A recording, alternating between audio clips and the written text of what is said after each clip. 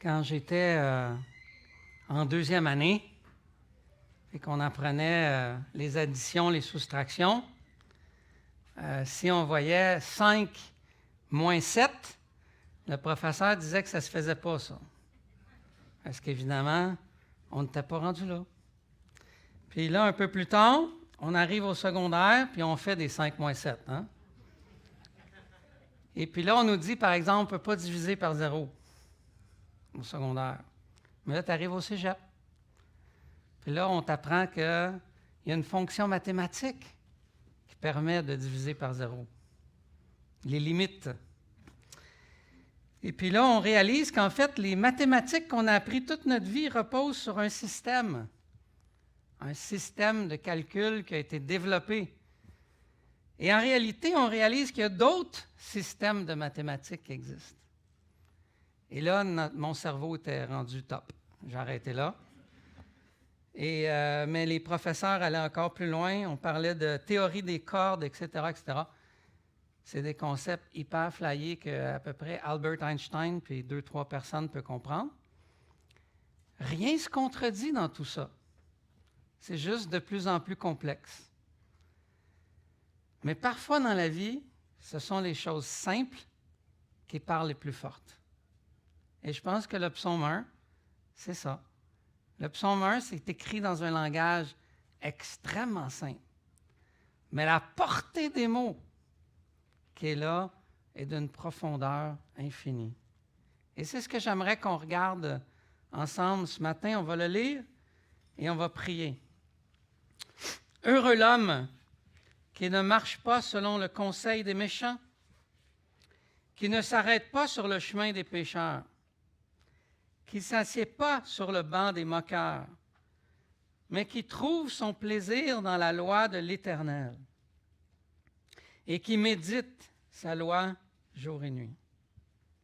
Il est comme un arbre planté près d'un cours d'eau qui donne son fruit en son temps et dont le feuillage ne se flétrit pas. Tout ce qu'il fait réussit. Il n'en est pas ainsi des méchants. Ils sont comme la paille que le vent dissipe. C'est pourquoi les méchants ne résistent pas au jour du jugement, ni les pécheurs dans la communauté des justes. Car l'Éternel connaît la voie des justes, et la voie des pécheurs mène à la perdition. Ce psaume 1 est une introduction à l'ensemble des psaumes. Lui et le psaume 2 sont deux psaumes qui introduisent ce livre. Comment introduire les psaumes? L'auteur du psaume 1, qu'on croit David, être David l'auteur, choisit un poème, en fait, une espèce de poème qui nous parle des deux chemins. Très simple et nous amène à comprendre qu'en fait, il y a une voie qui mène à la félicité éternelle et une qui mène au jugement. Ce n'est pas que l'auteur ici n'est pas au courant que la vie est beaucoup plus complexe que les mots que nous avons lus, parce qu'on a les 150 cantiques pour le voir. Dans les psaumes, il y a des psaumes pour toutes les situations de la vie, des psaumes de souffrance et d'injustice, des psaumes complexes où on dirait que le méchant domine sur les justes même. Par exemple, le psaume 73, où Asaph a été captivé en pensant que les méchants, que ça ne valait pas la peine d'être juste. Il y a toutes ces nuances, mais ici, on a la synthèse dans ce psaume. Et c'est un peu comme dans les films. Des fois, les films, on les aime complexes. On aime des personnages où on ne sait pas s'ils sont bien ou mal, parce qu'en réalité, ça nous ressemble. La vie est difficile des fois à trancher au couteau. Notre vie ne ressemble pas à un côté et l'autre côté. Mais ce psaume nous apporte plein d'instructions que nous voulons étudier ce matin. Et ça commence par un heureux. Heureux l'homme. Et le psaume 2, si vous tournez, vous allez voir, finit avec le même concept. Dans le psaume 1, le heureux est associé au comportement extérieur de la personne. Il y a des choses qu'elle ne fait pas, il y a des choses qu'elle fait. Et le psaume 2 finit avec un « heureux tous ceux qui se réfugient dans le roi ». C'est la braquette du heureux qu'on veut étudier ensemble ce matin. Dans le psaume 1, on voit le comportement. Dans le psaume 2, on voit qu'il se confie dans un personnage en particulier qui est décrit au psaume 2, qui est le roi, Seigneur Jésus, bien sûr, et qui va tapisser l'ensemble des psaumes. Le psaume 1, il y a quelqu'un qui médite la loi de l'Éternel, tandis que dans le psaume 2, il y a aussi des gens qui méditent. Ils méditent un plan contre le roi. Il y a ceux qui méditent contre le roi et il y a ceux qui méditent la parole du roi. Et c'est en contraste, même entre le psaume 1 et le psaume 2. Avec l'aide d'un auteur que j'aime, j'aimerais ce matin traverser avec vous 6 observations qu'on doit faire de cette introduction qui est déposée au psaume dans le psaume 1. La première observation, c'est que tu vis dans un monde moral. Tu vis dans un monde moral. Il y a des choses qui sont bien, il y a des choses qui sont mal. Il y a des choses qui sont vraies, il y a des choses qui sont fausses. Il y a un appel même moral dans le psaume 1. Pour ceux qui vivent au Québec depuis longtemps et pour ceux qui sont nouvellement arrivés, vous allez remarquer qu'au Québec, on essaie d'éviter qu'il y ait une notion de bien et de mal dans notre société. On veut éliminer cette réalité-là. Il y a des animateurs de radio qui répètent souvent, on ne veut pas de quelque chose qui sonne un sermon, qui sonne de jugement moral. On veut être dans un monde d'absence de jugement moral. Pourtant, bien qu'ils essayent, ils sont eux-mêmes en train d'avoir des jugements moraux à chaque instant. On ne peut pas s'en sortir. C'est universel. À l'intérieur du cœur de l'homme, il y a la moralité, cette loi universelle. Même si on change les tables de la loi, les 10 de l'Ancien Testament, même si on en écrit des nouvelles, il y a toujours une moralité. Si on dit aujourd'hui un mot comme pédophile, ça ne laisse pas les gens indifférents. Il y a là encore un jugement moral. Chacun le définit à son goût, avec ses règles, mais ça n'élimine pas le fait que le psaume nous dit ici, nous vivons dans un monde moral. Un monde moral même en mouvement. Ici, il y a 3 espèces de verbes que vous voyez. Il ne marche pas, il ne s'arrête pas, il ne s'assoit pas. Une espèce de progression qu'on voit souvent dans la vie des individus, même autour de nous. Cette espèce de régression, si on ne s'instruit pas de cette loi de l'Éternel, il y a comme conséquence cette régression. Souvent, on pourrait le dire dans nos mots ici, on marche selon le conseil du jour, on commence à prendre position pour le conseil du jour et finalement, on est fièrement associé à ce message. Et ça finit des fois avec les moqueurs. Et les moqueurs, c'est pas facile. Et je le dis avec émotion un peu, parce que mon fils, mon propre fils, de bientôt 30 ans, est moqueur. Mais je crois au Dieu qui ressuscite les morts. Amen. Il y a cette espèce de régression négative qui nous est présentée de la part de celui qui est dans le mal, et c'est ensuite succédé de quelque chose d'extrêmement positif. Et c'est comme si Dieu dit « Heureux » ou « bravo » à celui qui, plutôt que cette démarche, médite, s'instruit dans la parole du Seigneur nuit et jour. Ici, le mot Torah, le mot pour loi, c'est le sens d'un mot d'instruction. On s'instruit dans quelque chose, dans une voie, dans un chemin. On la médite parce qu'elle nous parle du Seigneur qui est derrière cette voie-là. L'auteur nous montre qu'il faut non seulement la lire, mais la méditer. Méditer, c'est différent. Méditer nous amène soit à une posture d'adoration ou une posture de confession ou une posture tout simplement de grâce. Ça a un effet. Lorsqu'on arrive au niveau de la méditer, il y a une espèce de relation avec le Seigneur lui-même qui s'installe. Lire, ça peut aller vite. Alors, tandis que méditer ici va plus loin. Et là, l'auteur veut renforcer cette réalité-là par une image. L'image d'un arbre. Dans la Bible, les arbres sont synonymes de la vie. Genèse commence avec l'arbre de la vie. Et la Bible termine avec l'arbre de la vie. Et on ne peut pas, je suis béni de voir que dans la direction du Saint-Esprit, le psaume 1, dans son introduction, nous fait l'image d'un arbre. Un arbre qui a placé ses racines dans la bonne direction. Hein? Il a placé ses racines au bon endroit. Et la métaphore de l'arbre est intéressante parce que l'arbre ne fait pas juste déplacer l'eau d'un endroit à un autre. Au bout des arbres, on ne met pas un verre pour boire, vous comprenez? Mais l'eau est transformée dans le processus dans un fruit succulent. Wow! Ça a produit quelque chose. L'auteur est en train de nous dire que celui qui va s'abreuver au bon endroit va produire un fruit qui est délicieux. Quelle belle image! Transformé, c'est ce que le Seigneur de la terre veut pour nous.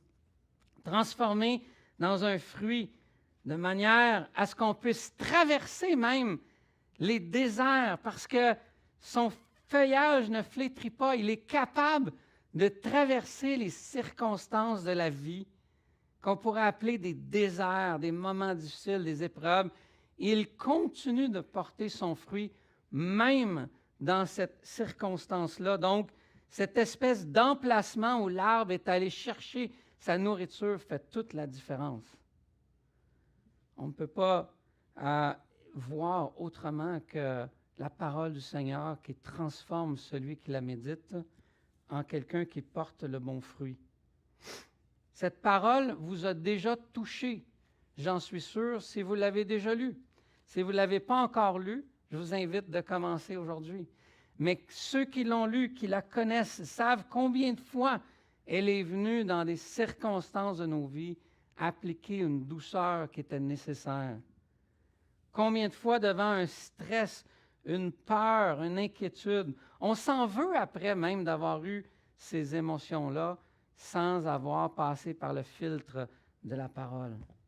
Mais quand on le vit, on va à la parole, elle nourrit nos âmes.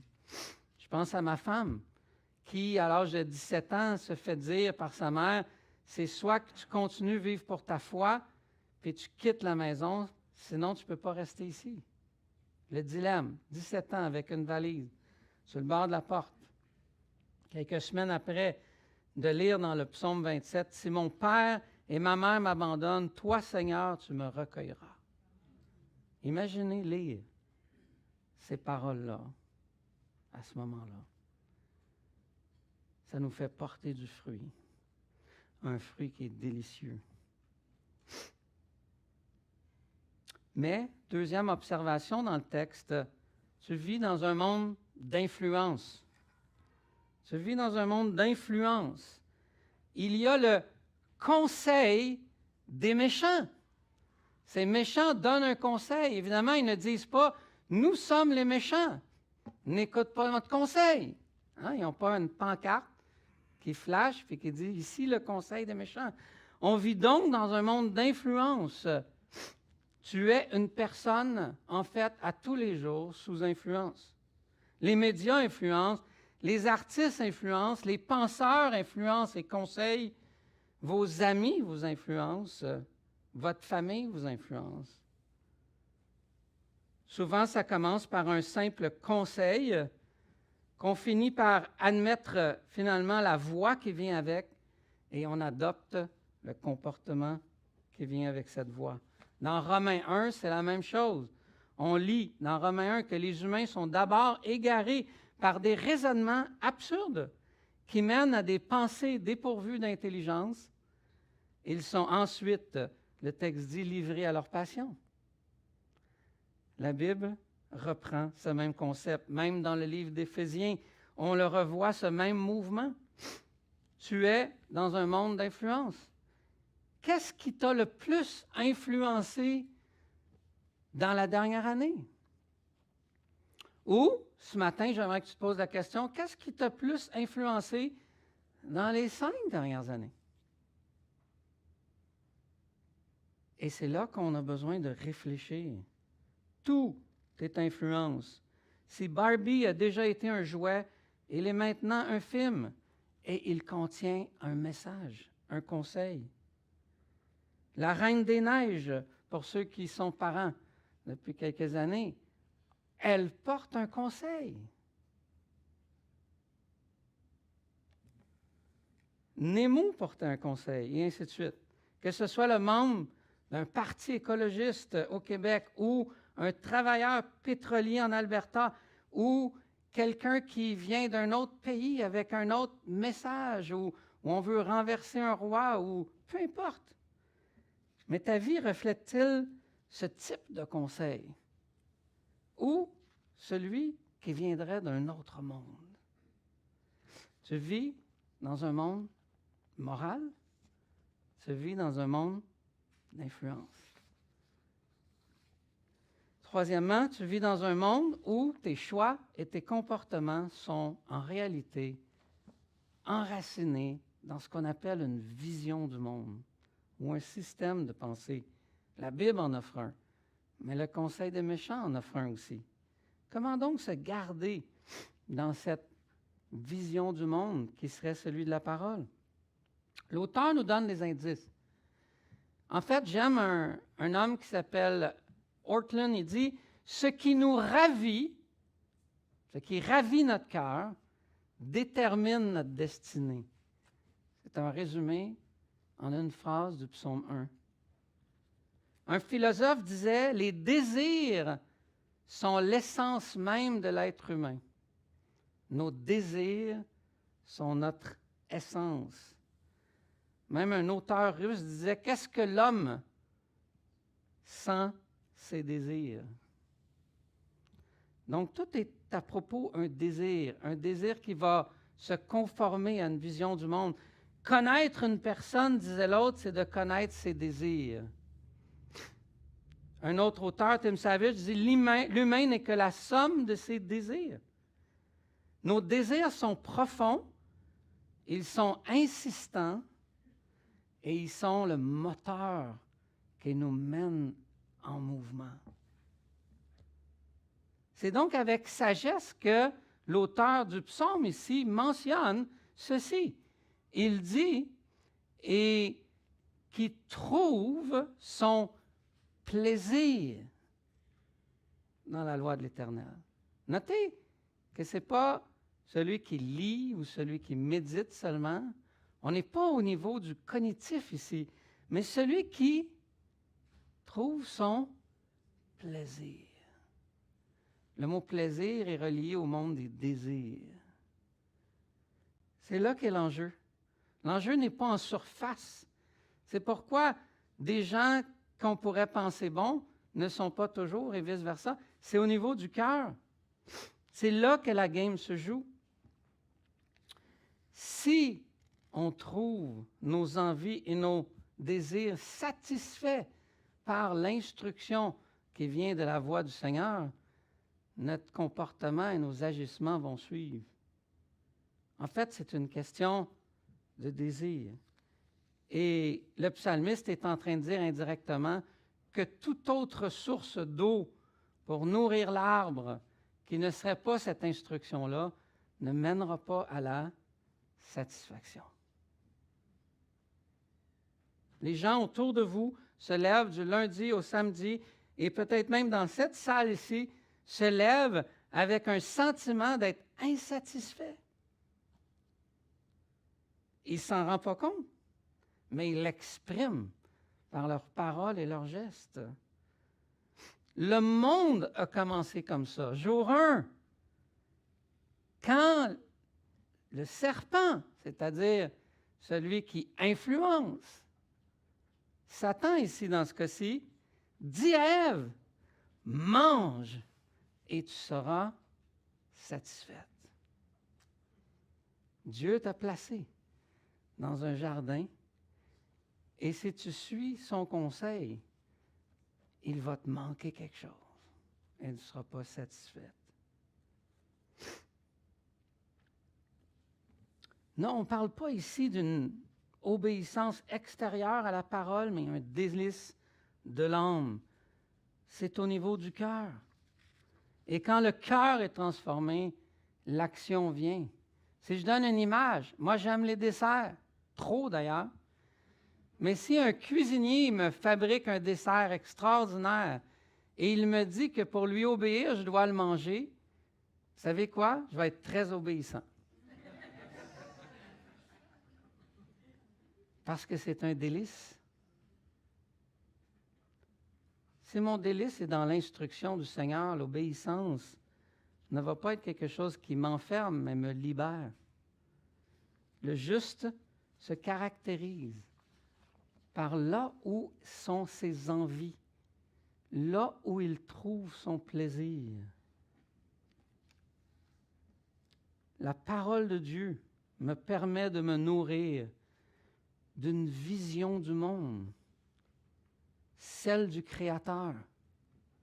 Son monde qu'il a créé, celui qu'il connaît, et qui va me permettre d'être transformé vers l'obéissance et de vivre selon ce monde-là.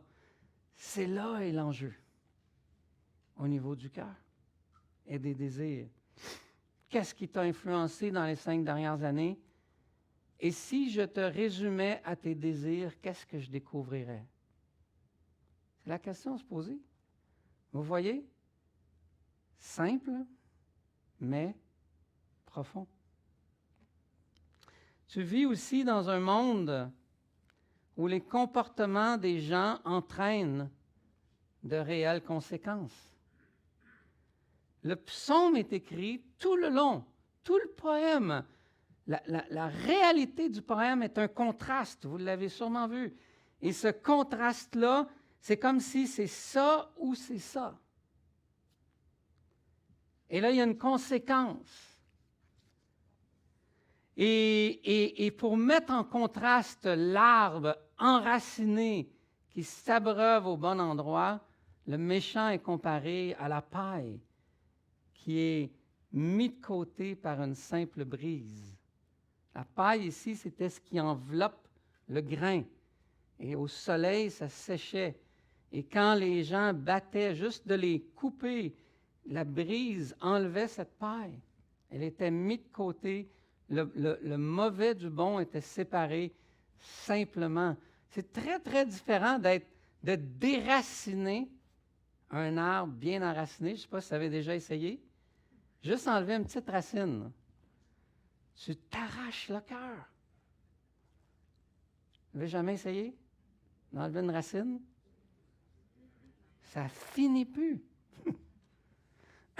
Alors évidemment, on a les gros instruments aujourd'hui mécaniques, mais c'est très différent d'une brise. Mais non seulement le contraste est mis, mais il dit que ça mène vers une voie, ça mène vers la perdition. Il y a une conséquence. Toutes les visions du monde ne sont pas égales. La vision du monde du Créateur et le reste.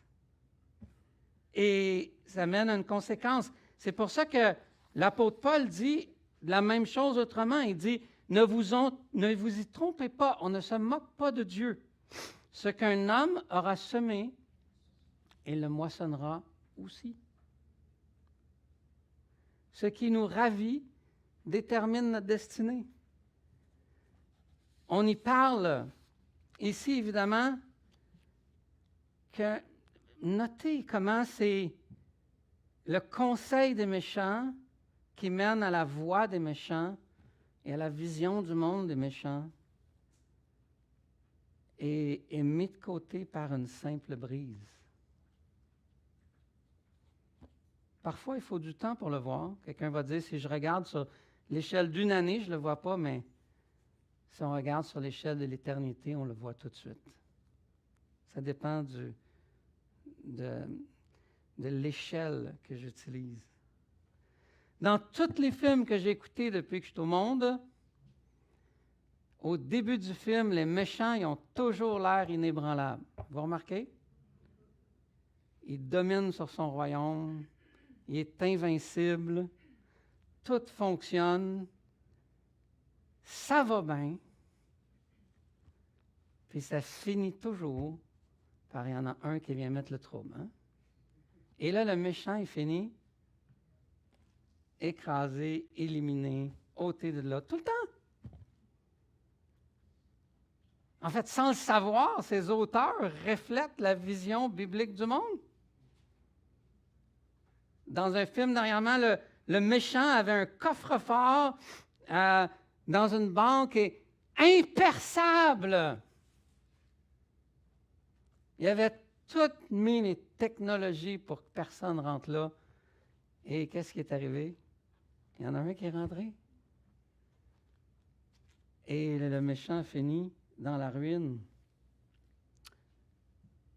Le méchant, rappelez-vous de ça ce matin, n'est pas au contrôle. N'est pas au contrôle. Les méchants ne sont pas au contrôle. C'est ce que le psaume nous dit parce que Dieu connaît leur destinée. Tu vis dans un monde aussi, 5e observation ce matin, tu vis dans un monde qui fonce vers son destin final. On n'est pas dans un monde sans fin. Il y a une fin. Il y a un début et une fin dans les Écritures. Et la vie n'est pas simplement un cycle. Il y a un ciel, il y a un enfer, il y a un Dieu saint derrière tout cela. Et au Québec, on répète, si vous êtes nouveau, retenez ceci, au Québec, on dit tout le temps qu'il y a 3 choses qui sont sûres. Les impôts, les taxes et la mort. Sauf qu'on dit encore le slogan, mais on a perdu de vue ce que ça veut dire. On s'en souvient pour les impôts, pour les taxes, mais on ne s'en souvient plus pour la mort. On évacue cette notion aujourd'hui dans notre société, ici au Québec. Pourquoi une telle insistance sur une seule voie, un seul chemin? C'est à cause de la destinée finale. Sans quoi ça ne ferait pas de sens. Continuer notre vie humaine dans ce monde, vous allez vite réaliser qu'on s'en va vers ce destin final. Même si parfois on est confus. Asaph a été confus dans le psaume 73. Il a dit, on a de l'air à avoir de la bouffe, puis de la joie, puis de la famille, puis tout a de l'air à bien aller, là. Et il dit, jusqu'à temps que je me rappelle la destinée finale. Même si on a essayé d'évacuer ces notions complètement de notre quotidien au Québec, on a jeté, en fait, le bébé avec l'eau du bain, qu'on dit, et le conseil qu'on a dit que c'est tellement dépassé que c'est même nuisible, ça empêche, ça vient du Moyen Âge et on est complètement dépassé par ces notions-là. Sauf que bien avant le Moyen Âge, à la fondation du monde, lorsque le péché est entré dans ce monde, Ève, en acceptant l'offre du serpent, cherchait elle-même, elle aussi, à définir ce qui était bien et mal. Le serpent dit, tu vas pouvoir choisir ce qui est bien et mal, ce qui mène à un jugement, puis ce qui ne mène pas à un jugement. Hey, wow, l'offre du siècle! Mais c'était faux. Elle est devenue esclave du péché. Et nous-mêmes, par ricochet. Elle pensait découvrir la vraie vie en éliminant ce qui est mal au jugement, ou du moins de les mettre dans le coin à des choses qu'on ne fait presque pas. Chercher à éviter de parler d'un monde de valeurs qui mène à un jugement, c'est choisir de se faire Dieu en reniant la réalité du Dieu ultime. Ce n'est pas inoffensif d'éliminer ces notions de notre vie. Dieu ne les a pas cachées. Dieu n'a pas été comme sournois à nous mettre ça dans le coin pour qu'on soit surpris. Il l'a mis clair. Dieu a toujours été clair, depuis le début. Il l'avait dit à Adam et Ève. Il nous le redit aujourd'hui dans le psaume 1. Cette voie mène quelque part. Et aujourd'hui, en fait, le message qu'on veut entendre, c'est que tout le monde est égaux. On voudrait que tout le monde soit égaux. C'est une valeur noble, mais on ne la cherche pas au bon endroit. La Bible nous dit qu'on est tous égaux sur la base que nous avons tous péché. Pensez-y. Qu'est-ce qu'il y a de plus universel que le péché universel? Tout homme a péché. Tous ont péché, la Bible dit, de plusieurs façons. Dès le moment de cette chute, au départ, on est devenus tous égaux. C'est l'universalité du péché, la Bible dit, et sa conséquence, et sa destinée finale qui nous est présentée. Et cela renverse, pensez-y, toutes les classes sociales. Ça renverse toutes les hiérarchies. Ça renverse tous les royaumes. Ça nous met tous sur le même pied d'égalité. Peu importe nos origines, notre culture, notre ethnie, notre niveau dans la vie, le péché universel nous rend tous égaux et vers la même destinée. Vrai ou faux? Il n'y a rien de plus universel que le péché universel. Même au Moyen Âge, l'auteur Dante, dans sa comédie, écrit que même on y trouve en enfer les papes et les empereurs. Tous meurent égaux, dénudés devant Dieu comme des pécheurs. C'est là que l'on trouve la plus grande égalité. Si vous marchez cette semaine et quelqu'un vous parle d'égalité, en tentant de changer les systèmes, rappelez-lui qu'il y a une grande égalité auquel il faut faire face aussi. Ésaïe 2 nous dit « Entre dans les rochers et cache-toi dans la poussière pour éviter la terreur de l'Éternel et l'éclat de sa majesté. L'homme au regard hautain sera abaissé et l'orgueilleux sera humilié. L'Éternel seul sera élevé ce jour-là, car il y a un jour pour l'Éternel des armées contre tout homme orgueilleux et hautain. Quiconque s'élève sera abaissé. » Ce ne sont pas des choses faciles à dire, mais elles font partie de notre vision du monde. Même le psaume 2 le décrit aussi à sa façon, dans l'autre psaume d'introduction, où là, il y a tous ces rois de la terre qui essaient de comploter un plan pour éliminer le roi, et ça dit une phrase, « Le Seigneur rit ». Chaque fois que je la lis, je suis un peu mal à l'aise. Hein? C'est intense, ça. Mais le Seigneur, dans le psaume 2, c'est le plan de la rédemption qui a été prévu par le roi de la terre. Et son plan de rédemption est tellement établi, tellement solide, va tellement s'accomplir, et c'est tellement la vérité que Dieu est capable d'être dans son trône et de rire à tous ses plans des méchants. Peut-être que vous en subissez l'injustice, et vous en subirez certainement l'injustice dans les temps à venir. Mais les psaumes nous rappellent que Dieu est assis sur son trône et il rit, dans le sens de la sécurité que nous pouvons avoir en Dieu. Tu vis dans un monde où il n'y a pas de troisième voie. Notez, hein? Il y a ça, il y a ça, il n'y a pas de trois. On aimerait ça avoir 4-5 options, là. Hein? Une voie pour les pas pires.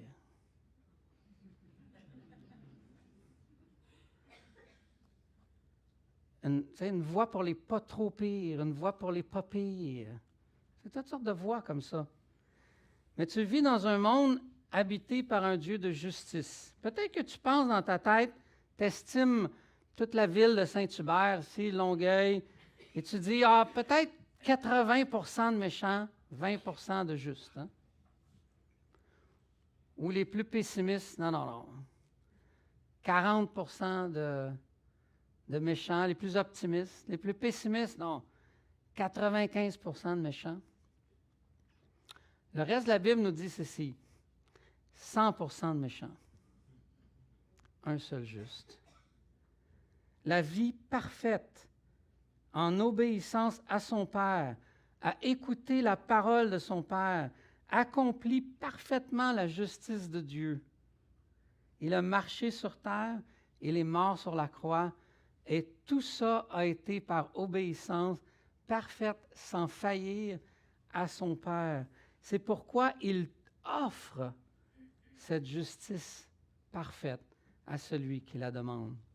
Et c'est là qu'on devient juste. Amen? C'était tranquille, là. Je viens de dire la chose la plus importante, là. Retenez ça. Si vous partez d'ici ce matin, l'erreur que vous pourriez faire en lisant le psaume 1, la plus grave, c'est de partir et d'essayer d'être juste. Le constat est fait. Nous étions méchants. Nous avons tous écouté le conseil des méchants. Mais par notre foi dans l'œuvre de Christ accomplie pour nous, il est possible de recevoir la justice de Dieu et de se présenter au jugement et de pouvoir entendre les mots non coupables, non pas par la vie que vous allez mener, mais par celle que Christ a eue sur la terre. Et en prenant plaisir en lui, il va vous faire porter un fruit, la vie du juste, parce qu'il en est la source. C'est lui le pain de vie. Jésus a dit, je suis la vie. Il a dit, je suis la résurrection et la vie. Je suis le pain de vie. Si vous buvez mon eau, vous n'aurez plus soif. Et il veut une relation avec vous. J'aimerais terminer avec ça. Psaume 6, il dit, car l'Éternel connaît la voie des justes. Le mot connaître ici est un mot hébreu extrêmement riche. C'est le mot pour connaître jusqu'à même l'intimité sexuelle, c'est le même mot. L'Éternel connaît la voie des justes. L'Éternel connaît le juste.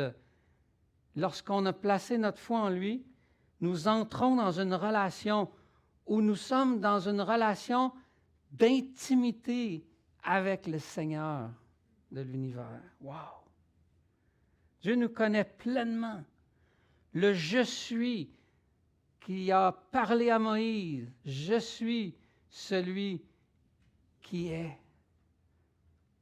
Jésus est venu dans l'Évangile de Jean, il a continué à répéter « je suis ». Hein? Les Juifs devaient comprendre, OK, c'est le gars qui a parlé à Moïse. Là. Ce « je suis-là de toute éternité veille sur les justes, connaît le juste. Et il te demande d'avoir une relation avec lui où tes plaisirs, tes envies vont être de le connaître davantage. Est-ce que ta relation avec Dieu est rendue peut-être un peu fade, monotone?